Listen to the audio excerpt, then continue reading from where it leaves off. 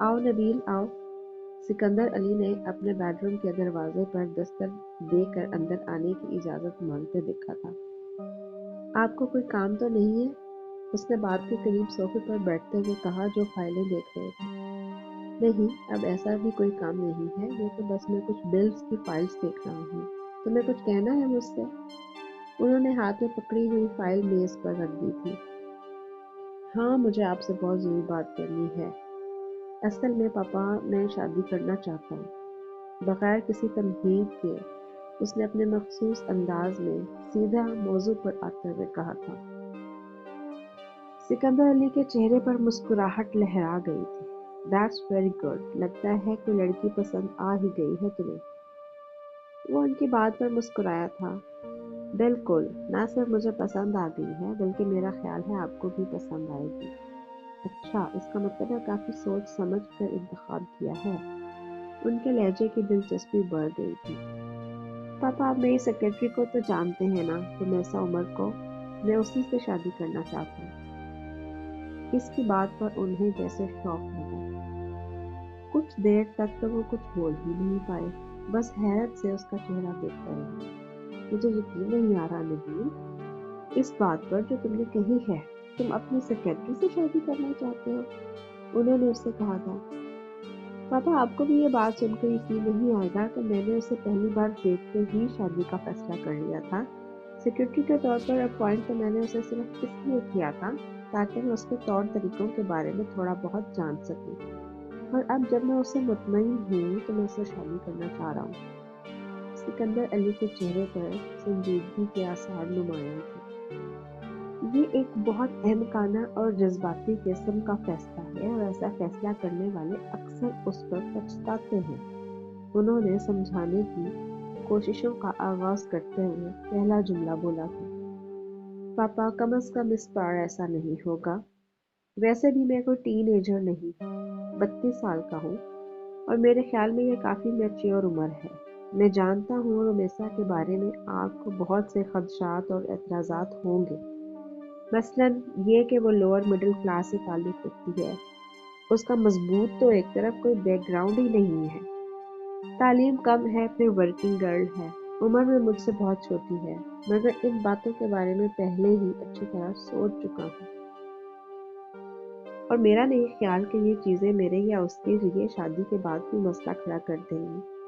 میرے لیے سب سے اہم چیز یہ ہے کہ وہ ایک بہت اچھی لڑکی ہے، اور میں امید کرتا ہوں کہ آپ اعتراض نہیں کریں گے۔ وہ بہت روانی سے بولتا چلا گیا تھا۔ سکندر علی نے بہت غور سے اس کی باتوں کو سنا تھا۔ تمہیں لگتا ہے کہ وہ ہمارے ماحول میں ایڈجسٹ کر پائے گی، تمہارے ساتھ چل سکے گی؟ اس کی باتیں سننے کے بعد انہوں نے اس سے پوچھا تھا۔ بالکل، وہ نہ صرف یہاں ایڈجسٹ کر لے گی بلکہ بہت اچھی طرح ایڈجسٹ کرے گی۔ وہ بہت کمپرومائزنگ ہے، صبر ہے اس میں، سب یا انا ٹائپ کی کوئی چیز نہیں ہے اس میں، اور میرے خیال میں وہ ایک اچھی بیوی میں یہی خوبیاں ہونی چاہیے۔ تمہاری ممی تو اس بات پر ہنگامہ کھڑا کرتی۔ سکندر علی نے اس کی ماں کو غصہ یاد دلانے کی کوشش کی تھی۔ ان کی مجھے پرواہ نہیں ہے، وہ اگر مان گئی تب بھی اور نہ مانی تب بھی مجھے کوئی پریشانی نہیں تھی۔ میں صرف آپ کی رضامندی چاہتا ہوں، اور آپ کو یاد ہے آپ نے مجھ سے کہا تھا کہ میں جہاں شادی کرنا چاہوں کر سکتا ہوں، آپ کو کوئی اعتراض نہیں ہوگا، اور اگر ہوگا بھی تب بھی آپ مجھے شادی سے نہیں روکیں گے۔ اس نے سکندر علی کو ان کا وعدہ یاد دلایا تھا۔ ایک پھیکی سی مسکراہٹ ان کے چہرے پر آئی تھی۔ مگر مجھے یہ توقع تھی کہ شاید تم کسی غیر ملکی لڑکی سے شادی کرنا چاہتے ہو، انہوں نے کہا تھا۔ جو بھی تھا، وعدہ تو وعدہ ہے، آپ کو تو پورا کرنا پڑے گا۔ ٹھیک ہے نبیل، میں اس بارے میں سوچوں گا اور تمہاری ممی سے بھی بات کروں گا، انہوں نے گہری سانس لے کر کہا تھا۔ دیکھیں پاپا، آپ ممی کو بتا دیجئے گا کہ اگر انہیں اعتراض ہوا تب بھی میں شادی تو اسی لڑکی سے کروں گا، اسی لیے بہتر ہے کہ وہ اعتراض نہ کریں۔ آفٹر آل زندگی مجھے گزارنی ہے، اور کس طرح کس کے ساتھ گزارنی ہے یہ فیصلہ کرنے کا حق بھی مجھے ہی ہونا چاہیے۔ وہ یہ کہتا ہوا اٹھ کھڑا ہو گیا، اور جب سکندر علی نے بیوی سے یہ بات کی تو انہوں نے حسب توقع ایک ہنگامہ برپا کر دیا تھا۔ وہ بے حد غصے اور طیش میں تھی، لیکن نبیل کو ان کی کوئی خاص پرواہ نہیں تھی۔ وہ جانتا تھا کہ باپ اسے شادی کی اجازت دے دے گا، اور ایسا ہی ہوا تھا۔ انہوں نے بادل نخواستہ صحیح لیکن اس کی شادی کے لیے رضامندی دے دی تھی، لیکن اپنی بیوی کے غصے کو وہ ختم نہیں کر سکے تھے۔ اور فاخرہ اس رشتے کی مخالفت میں تنہا نہیں تھی۔ نبیل کے سارے گھر والے، اس کے بھائی بھابھیاں، حتیٰ کہ ذیشان بھی اس رشتے کی مخالفت کر رہا تھا۔ بھائیوں میں اگر کسی کے ساتھ اس کی دوستی تھی تو صرف ذیشان کے ساتھ، اور یہی حال ذیشان کا تھا۔ مگر اب جب کہ نبیل نے اسے اپنے فیصلے کے بارے میں بتایا تھا تو وہ نہ صرف حیران ہوا تھا بلکہ اس نے نبیل کا مذاق بھی اڑایا تھا۔ تو نبیل سکندر صاحب شادی کرنا چاہتے ہیں؟ ہاؤ فنی! اس میں مذاق کی کیا بات ہے؟ نبیل کو اس کے لہجے کا تمسخر پسند نہیں آیا تھا۔ دیکھیں جناب نبیل صاحب، آپ کچھ بھی ہو سکتے ہیں، مگر آپ کبھی بھی ایک اچھے شوہر نہیں ہو سکتے۔ پھر کیوں خود کو اس رول میں ٹرائی کرنا چاہتے ہیں؟ اس کی طرح ذیشان بھی خاصا صاف گو تھا۔ کیوں میں اچھا شوہر کیوں نہیں ہو سکتا؟ یہ سوال آپ کو اپنے آپ سے کرنا چاہیے۔ جواب بڑی آسانی سے مل جائے گا۔ رشتہ بہت زیادہ بھی ہو تو صرف چند سال چل سکے گا، وہ بھی اگر تمہاری بیوی میں صبر اور برداشت کا مادہ وافر مقدار میں ہوا تو۔ اور جب بھی اس کے صبر کا پیمانہ لبریز ہوا تو وہ تمہاری شادی شدہ زندگی کا آخری دن ہوگا۔ ذیشان کا تجزیہ حقیقت پسندانہ تھا، کیونکہ وہ نبیل سکندر کو بہت اچھی طرح جانتا تھا، لیکن اس کی باتوں نے نبیل کو ہرٹ نہیں کیا۔ وہ بڑے سکون سے اس کی باتیں سنتا رہا تھا۔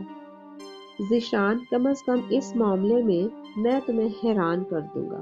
تم دیکھو گے کہ میں اس رشتے کو نبھانے کے لیے کس حد تک جاتا ہوں۔ کم از کم مجھے شبہ نہیں ہے کہ میں اور رمیسا بہت اچھی زندگی گزاریں گے۔ اس کے لہجے میں بے حد سنجیدگی تھی۔ جس لڑکی کی تم بات کر رہے ہو، اس میں ہر وہ خامی ہے جو ہماری کلاس کے نزدیک ناقابل برداشت ہوتی ہے۔ صرف خوبصورتی کی وجہ سے تم کب تک اسے سراہتے رہو گے؟ اس کا سارا چارم شادی کے 4 دن کے بعد ختم ہو جائے گا۔ پھر تمہیں اس میں صرف خامیاں نظر آنے لگیں۔ تب تم کیا کرو گے؟ ابھی تو اس نے تمہیں اور تمہاری دولت کو دیکھا ہے۔ تمہاری کسی خامی کے بارے میں وہ نہیں جانتی ہوگی، اور اگر جانتی بھی ہوگی تو اسے یہ لگتا ہوگا کہ تم شادی کے بعد صحیح ہو جاؤ گے۔ لیکن بعد میں جب وہ تمہارے بارے میں جاننا شروع کرے گی، پھر بہت سارے مسائل کھڑے کرے گی تمہارے لیے۔ اس 18-19 سال کی لڑکی سے شادی کر کے تمہیں صرف ٹینشن ملے گی۔ وہ عمر میں تم سے چھوٹی ہے، میچیور بھی نہیں ہوگی، اور نہ ہی ہماری کلاس کی لڑکیوں کی طرح براڈ مائنڈڈ ہوگی، جو اپنے شوہروں کو تھوڑی بہت آزادی ضرور دیتی ہے۔ مجھے تو حیرت ہے کہ تم نے یہ سب سوچا کیسے؟ صرف خوبصورتی دیکھ کر پاگل ہو گئے ہو؟ نبیل، تم بہت حماقت کا ثبوت دے رہے ہو۔ ایسے رشتے دیر تک نہیں چلتے۔ کل پچھتانے کی بجائے بہتر ہے کہ آج ہی کچھ عقل سے کام لو۔ ذیشان نے اس کو سمجھانے کے لیے بے تحاشا دلائل دیے تھے، مگر نبیل قائل نہیں ہوا۔ اسے قائل کرنا بہت مشکل کام ہوتا تھا۔ وہ دوسروں کی بات سن لیا کرتا تھا، مگر کرتا صرف وہی تھا جسے وہ ٹھیک سمجھتا تھا۔ مجھے مزید سوچنے کی ضرورت نہیں ہے۔ میں بہت سوچ چکا ہوں، اور جتنا میں سوچ رہا ہوں، میرا فیصلہ اور ارادہ اتنا ہی مضبوط ہوتا جا رہا ہے۔ مجھے اسی سے شادی کرنی ہے۔ اس نے ذیشان کی ساری باتوں کے جواب میں بس یہی کہا تھا، اور ذیشان نے مزید سر کھپانے کی کوشش نہیں کی تھی۔ ٹھیک ہے، جیسا تم بہتر سمجھتے ہو، اس نے یہ کہہ کر بات کا موضوع بدل دیا تھا۔ اس دن اسے آفس میں آئے ہوئے تھوڑی ہی دیر ہوئی تھی جب خلاف توقع اور خلاف معمول نبیل سکندر 9:30 بجے آفس آ گیا تھا۔ رمیسا نے حیرانی سے اسے آفس میں داخل ہوتے دیکھا تھا۔ اپنی 3 ماہ کی سروس میں ایسا پہلی دفعہ ہوا تھا۔ آپ ذرا میرے آفس میں آئیں، وہ اس کی ٹیبل کے پاس سے گزرتا ہوا کہہ کر گیا تھا۔ وہ خاموشی سے اٹھ کر اس کے پیچھے آفس میں چلی گئی۔ وہ اپنا کوٹ اتار کر ریوالونگ چیئر کی پشت پر ڈال رہا تھا جب وہ اندر داخل ہوئی۔ بیٹھے، اس نے ہاتھ کے اشارے سے کہا تھا، لیکن خود وہی کھڑا رہا تھا۔ وہ رائٹنگ پیڈ ٹیبل پر رکھ کر ڈکٹیشن لینے کے لیے تیار ہو گئی۔ کچھ دیر تک تو وہ ریوالونگ چیئر کے پیچھے کھڑا اسے دیکھتا رہا، پھر ایک گہری سانس لے کر چیئر پر بیٹھ گیا۔ "Are you engaged?" وہ اس کے اس غیر متوقع سوال پر حیران رہ گئی تھی۔ "نو"، بمشکل اس کے حلق سے آواز نکلی تھی۔ نبیل سکندر کے چہرے پر اطمینان کی ایک لہر دوڑ گئی۔ کچھ دیر تک تو وہ خاموش رہا، پھر اس نے کہا، "alright, then would you like to marry me?" اسے جیسے 2000 وولٹ کا کرنٹ لگا تھا۔ وہ حیرت سے اس کا منہ دیکھتی رہ گئی تھی۔ "آپ کیا کہہ رہے ہیں؟" "میں یہ کہہ رہا ہوں کہ کیا آپ مجھ سے شادی کریں گی؟" نبیل کا اطمینان بھی برقرار تھا۔ وہ حیرانی کے عالم میں اس کے چہرے پر نظریں جمائے ہوئے تھی۔ کچھ دیر تک دونوں کے درمیان خاموشی چھائی رہی تھی، پھر اس نے نبیل کے ایک کونے میں پڑی ہوئی ایک ڈبیا کھول کر اس کے آگے سرکا دی۔ اس نے ڈبیا کو دیکھا۔ ایک خوبصورت انگوٹھی اس میں جگمگا رہی تھی۔ یہ کیا ہے؟ اس کی سمجھ میں کچھ نہیں آ رہا تھا۔ "انگیجمنٹ رنگ ہے، پہن لیں، یا اگر آپ اجازت دیں تو میں پہنا دوں؟" وہ اپنی چیئر سے کھڑا ہو گیا تھا اور اس سے پہلے کہ وہ حرکت کرتا، وہ بھی بکھلا کر اپنی کرسی سے اٹھ کھڑی ہوئی تھی۔ "میری سمجھ میں نہیں آ رہا کہ آپ کیا کہہ رہے ہیں۔ مجھے باہر جانا ہے اور کام کرنا ہے۔" نبیل نے اس کی بات کا کوئی جواب نہیں دیا تھا۔ "میرے والدین 1-2 دن تک آپ کے گھر آئیں گے، اور مجھے امید ہے کہ آپ کی طرف سے انکار نہیں ہوگا۔" وہ اس کے پاس آ گیا تھا۔ "مجھے باہر جانا ہے۔" اس نے بے چارگی سے کہا۔ "آپ بیٹھ جائیں، مجھے آپ سے کچھ اور باتیں بھی کرنی ہیں۔" "مجھے بہت کام ہے۔" وہ کسی طرح وہاں سے بھاگ جانا چاہتی تھی۔ "میں نے کہا نا بیٹھ جائیں۔" اس بار اس نے ذرا ترش لہجے میں اسے جھڑکتے ہوئے کہا۔ وہ دھڑکتے دل کے ساتھ اپنی کرسی پر بیٹھ گئی۔ وہ اس کے ساتھ رکھی ہوئی دوسری کرسی پر بیٹھ گیا۔ "کیا آپ کو اس پروپوزل پر کوئی اعتراض ہے؟" اس نے بیٹھتے ہی اس سے پوچھا تھا۔ "دیکھیں، میں یہاں کام کرنے آتی ہوں، میں جانتا ہوں، مگر میں نے تم کو اسی کام کے لیے رکھا تھا۔ جب میں نے پہلی بار وہاں آفس میں تمہیں انٹرویو دیتے ہوئے دیکھا تھا تو میں نے سوچا تھا کہ this girl is going to be my wife. میں تمہیں اس وقت پرپوز کر دینا چاہتا تھا، مگر پھر تمہارے بارے میں کچھ اور جاننے کے لیے میں نے تمہیں جواب دی، اور اب میں تمہیں پرپوز کر رہا ہوں۔ تمہاری فیملی اور حالات کے بارے میں تقریباً سب کچھ جانتا ہوں، سو تمہیں اس بارے میں کوئی پریشانی نہیں ہونی چاہیے۔ تم سے کوئی وعدے تو نہیں کرنا چاہتا، مگر پھر بھی یہ یقین ضرور دلاتا ہوں کہ میرے ساتھ تم بہت خوش رہو گی۔ کیا اتنی یقین دہانی کافی نہیں ہے؟ اس کی آنکھوں میں کوئی ایسی بات تھی جس نے اسے نبیل کے چہرے سے نظر ہٹانے پر مجبور کر دیا تھا۔ اس نے رومیسا کا ہاتھ تھام لیا تھا۔ اس نے مزاحمت نہیں کی۔ وہ جیسے ہپناٹائز ہو چکی تھی۔ بہت آہستگی سے نبیل نے اس کے ہاتھ میں انگوٹھی پہنا دی تھی۔ وہ خاموشی سے اپنا ہاتھ دیکھتی رہی۔ وہ کچھ دیر تک دونوں ہاتھوں میں تھامے ہوئے اس کے خوبصورت ہاتھ کو دیکھتا رہا، پھر وہ ایک گہری سانس لے کر اٹھ کھڑا ہوا۔ "Thank you very much. تم آفس سے اپنی چیزیں سمیٹ لو۔ نیچے میری گاڑی میں ڈرائیور تمہارا انتظار کر رہا ہوگا۔ تم گھر چلی جاؤ اور کل سے آفس مت آنا۔" وہ سر جھکائے اس کی آواز سنتی رہی تھی۔ بات ختم ہونے پر وہ اس کی طرف دیکھے بغیر کمرے سے باہر آ گئی تھی۔ گھر آ کر اس نے خالہ کو طبیعت کی خرابی کا بتایا تھا اور آرام کرنے کو کہہ کر لیٹ گئی تھی۔ انگوٹھی اس نے گاڑی میں ہی اتار کر بیگ میں رکھ لی تھی۔ وہ خالہ کے سامنے اس انگوٹھی کی موجودگی کا کوئی جواز پیش نہیں کر سکتی تھی، نہ ہی اس میں اتنی ہمت تھی کہ وہ اس پرپوزل کے بارے میں خالہ کو بتا دیتی۔ خالہ بری نہیں تھی، مگر بہت اچھی بھی نہیں تھی۔ اس کی امی بہت چھوٹی عمر میں فوت ہو گئی تھی اور اس کے ابو نے اسے اکیلے ہی پالا تھا۔ मगर 7-8 साल बाद उनका भी इंतकाल हो गया था। वो तब 7वीं में थी।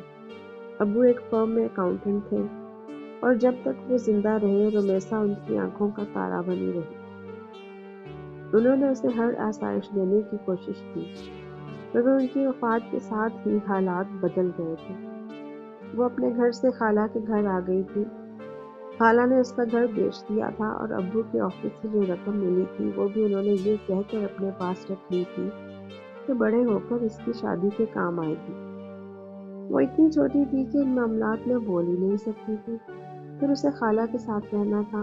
वो अगर एतराज़ करती तो अपने लिए ही कांटे बोती। खाला ने सबसे पहले इसका स्कूल बदला था।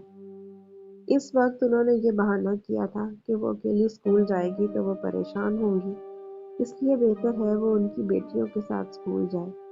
वो कुछ कह नहीं पाई थी। इंग्लिश मीडियम से वो गवर्नमेंट स्कूल में आ गई थी।